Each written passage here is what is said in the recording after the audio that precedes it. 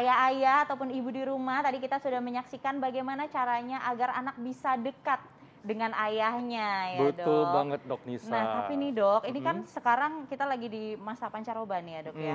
Bagaimana sih caranya kita mempersiapkan tubuh kita untuk menghadapi di pancaroba ini? Karena kan ini udaranya berubah-berubah ya Dok ya, jadi rentan sekali sakit tentunya. Nah betul banget tuh Dok Nisa, jadi musim pancaroba ini seperti hati ya, suka galau, pagi siang panas, tiba-tiba sore malam hujan kan.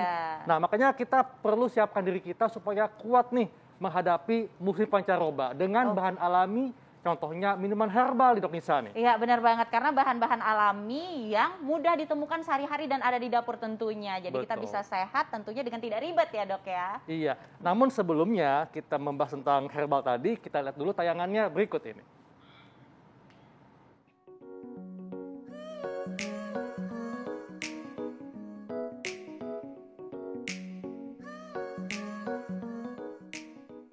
Kondisi pancaroba di negara tropis seperti Indonesia biasanya terjadi 2 kali dalam 1 tahun.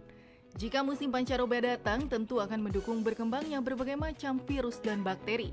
Tak heran kalau di musim ini banyak seseorang yang jatuh sakit dan mengalami sakit flu ataupun batuk. Tak sampai di situ, musim pancaroba bahkan bisa membuat daya tahan tubuh seseorang menurun.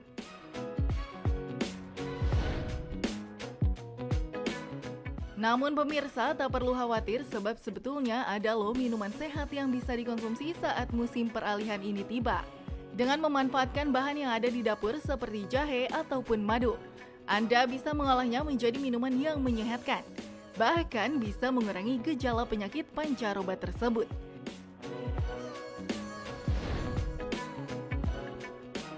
Lalu bahan apa sajakah yang bisa digunakan dan bagaimana cara mengolahnya? Berikut simak ulasannya bersama dokter di studio hari ini.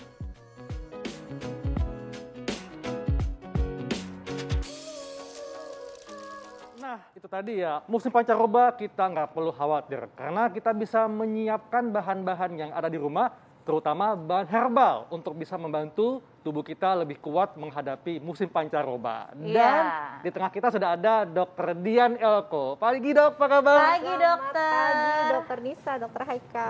Nah, kalau ada Dokter Dian pasti ada ramuan herbal. Betul. Dokter Dian, ini kan kalau musim pancaroba kayak gini kan udara cenderung berubah ya Dok ya. Kalau misalnya kita tidak menyiapkan tubuh kita atau sel-sel tubuh kita rentan banget sakit kan Dok? Betul. Nah katanya kita bisa memperkuat sistem imunitas kita dengan obat-obatan atau dengan bahan-bahan herbal, minuman herbal.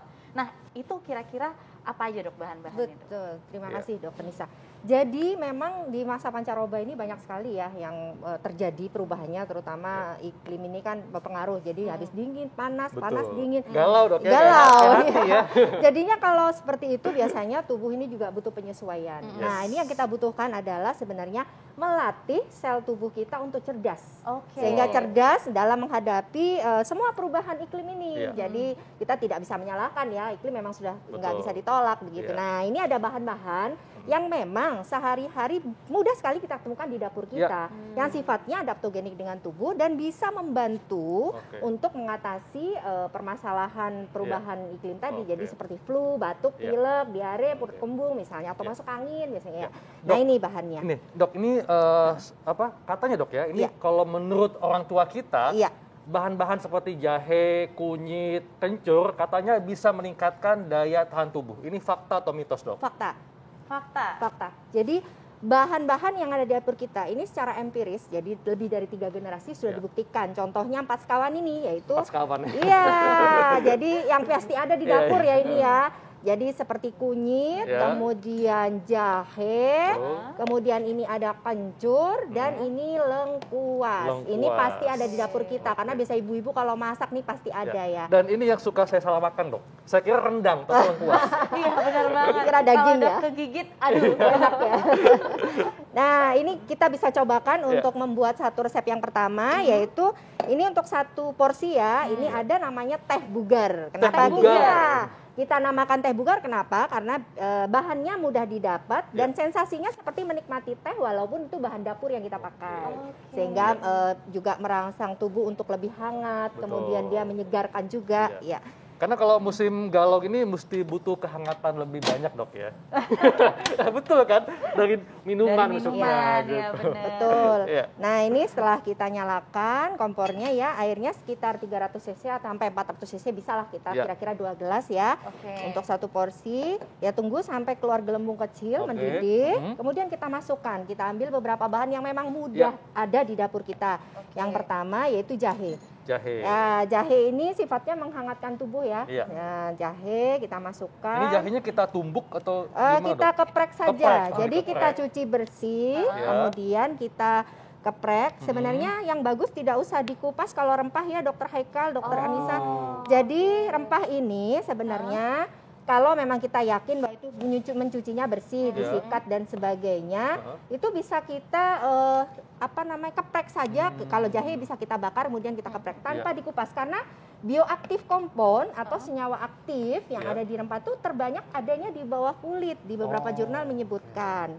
Nah, selain jahe tadi ada kencur, kita ambil kencur setengah ruas, kita keprek juga. Kemudian ada kunyit juga, 1 ruas kita keprek, dicuci bersih. Kemudian ada lengkuas. Nah, lengkuas ini biasanya yang kita pakai kalau yang enak, yang agak anget itu lengkuas merah atau Alpinia purpurata ya. Jadi warnanya, dagingnya agak kemerahan. Ini ada lengkuas putih, ada lengkuas merah ya.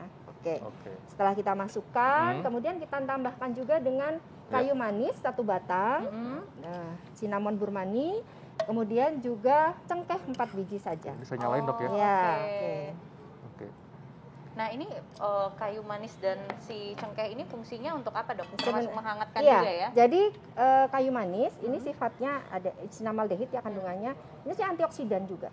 Ya, antioksidan itu salah satu kita butuhkan di masa pancaroba ini, yaitu tadi untuk merevitalisasi sel tubuh supaya tubuh kita benar-benar bisa sehat karena selnya juga sehat. Nah, sifatnya kan kalau sel kita kuat, jadi daya resiliensi tubuh. Jadi kemampuan tubuh dalam menghadapi perubahan lingkungan apapun itu di sekitar kita baik, maka kita tidak mudah sakit. Ya, tadi musim pancaroba ini siasatnya seperti itu, melatih kecerdasan sel tubuh kita dengan bahan alam. Karena ini lebih bersahabat dengan tubuh, Dokter Nisa. Dan lebih mudah ditemukan, mudah Dok ya? ditemukan. Dia sehari-hari jadi pangan fungsional, jadi bumbu masak. Namun kita bisa manfaatkan dengan takaran yang tepat atau tidak berlebihan sehingga aman untuk tubuh, untuk bisa membantu juga menjaga kesehatan. Ini kita rebus berapa lama, Dok?